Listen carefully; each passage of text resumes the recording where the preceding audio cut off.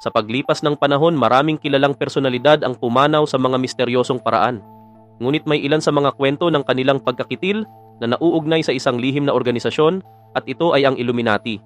Ayon sa mga conspiracy theories, sila raw ang nasa likod ng ilan sa pinakamadilim na pangyayari sa kasaysayan upang protektahan ang kanilang kapangyarihan at impluensya. Ngunit totoo nga bang may kinalaman ang Illuminati sa mga misteryosong pagkamatay na ito? Mula sa mga sikat na musikero hanggang sa mga sikat na tao, pag-usapan natin ang ilan sa mga kilalang personalidad na umano'y naging biktima ng lihim na grupong ito. Ang pagkakitil ng frontman ng Nirvana na si Kurt Cobain ay balot ng mga conspiracy theories. Si Cobain ay kinitil ang sarili sa edad na 27 at kinumpirma noong umagang iyon na natagpuan ang kanyang labi sa kanilang tahanan. Gayunpaman, marami ang inakusahan na may kinalaman sa pagkakitil ng makasaysayang artist na ito at pinalabas ang insidente bilang isang aksyon ng sariling gawain.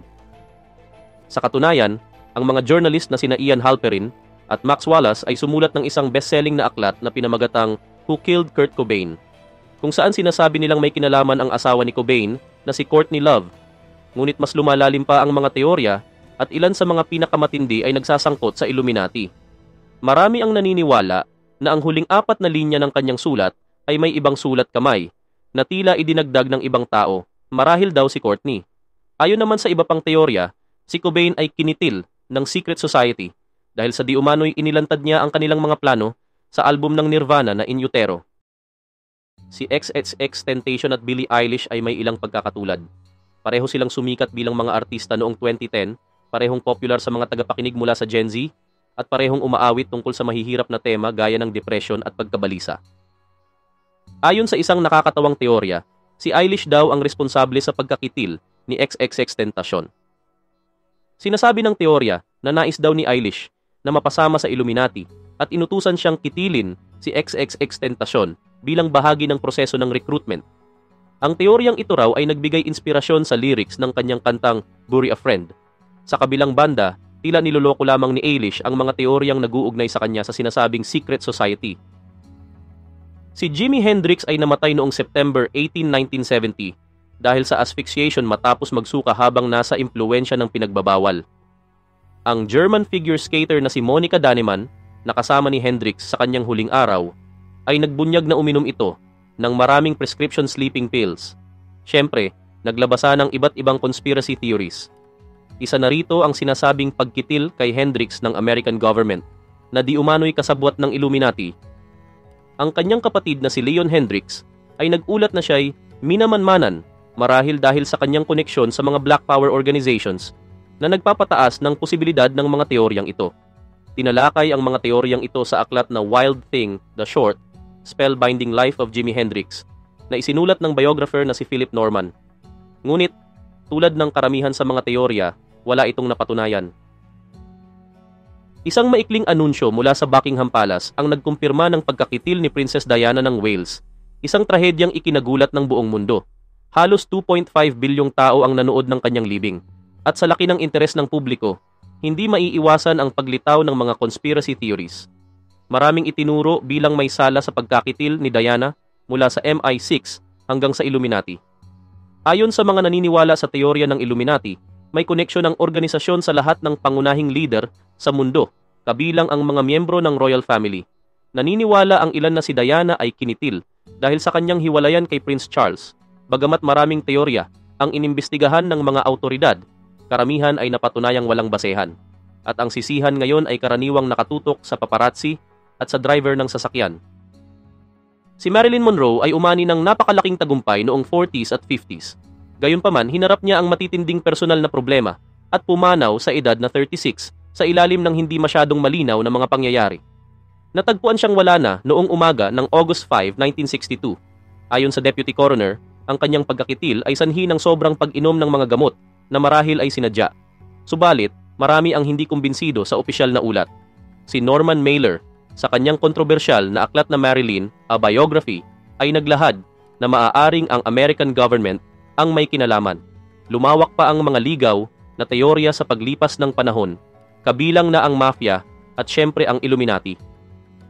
Ang isa sa mga pinaka-legendary na mang-aawit sa kasaysayan, si Whitney Houston ay pumanaw sa edad na 48 noong February 11, 2012. Natagpuan siya sa Beverly Hilton noong hapon at kalaunan ay napag-alamang aksidente ang sanhi ng kanyang pagkakitil. Siya ay may sakit sa puso noong panahong iyon at nalunod habang nasa impluensya ng mga ipinagbabawal. Gayunpaman, mayroong isang kakaibang teorya na ang Illuminati raw ang naglagay ng mga substansya sa kanyang katawan. Sinasabi ng mga naniniwala sa teoryang ito na ito'y para tiyakin ang kaligtasan ni Blue Ivy Carter, ang anak ni Beyoncé at Jay-Z. Ang teoryang ito ay sobrang malayo sa katotohanan na hindi ito maipaliwanag. Si John Lennon naman ay kinitil noong December 8, 1980. Inatake siya malapit sa kanyang apartment sa Manhattan ng isang lalaking nagngangalang Mark David Chapman. Ang mga motibo ni Chapman ay maraming aspeto. Matagal na niyang ikinagagalit si Lennon dahil sa personalidad nito, estilo ng pamumuhay at mga kontrobersyal na pahayag. Ngunit si Lennon ay hindi lamang si Chapman ang nakaalitan. Maging ang Immigration and Naturalization Service at FBI ay tumutok sa kanya ilang taon bago siya makitil. Ayon sa mga conspiracy theories, ang mga kapangyarihang ito ay di umano'y may kaugnayan sa Illuminati na nagmanipula o kumontrol kay Chapman upang gawin ang krimen. Umamin si Chapman ng kanyang kasalanan at hanggang ngayon, siya ay nasa kulungan pa rin. Natigil ang mundo noong April 4, 1968 nang si Martin Luther King Jr. ay kinitil sa Memphis, Tennessee. Si Dr. Martin Luther King Jr. marahil siya ang pinakakilalang aktivista ng civil rights movement noong ika-20 siglo. Isang pangunahing pampublikong personalidad at tumanggap ng Nobel Peace Prize, si Martin Luther King Jr. ay naging target ng mga rasista at ng FBI. Dahil dito, ang kanyang pagkakitil ay nagbunga ng iba't ibang conspiracy theories. Ang ilan sa mga ito ay nag-uugnay sa Illuminati na di umano'y nagpakitil sa kanya dahil sa kanyang pagkondena sa Vietnam War. Maraming makapangyarihang tao noong panahon na iyon ang may kaugnayan sa ekonomiya ng digmaan at sinasabing ito ang naging motibo. Kung pag-uusapan naman natin ang mga assassination, wala nang mas kilala pa kaysa sa kaso ni John F. Kennedy. Ang kumitil sa kanya, si Lee Harvey Oswald, ay isang dating Marine na sinasabing kumilos ng mag-isa. Gayunpaman bago pa man siya tuluyang mahatulan, kinitil din si Oswald 2 araw matapos ang kanyang pagkakaaresto.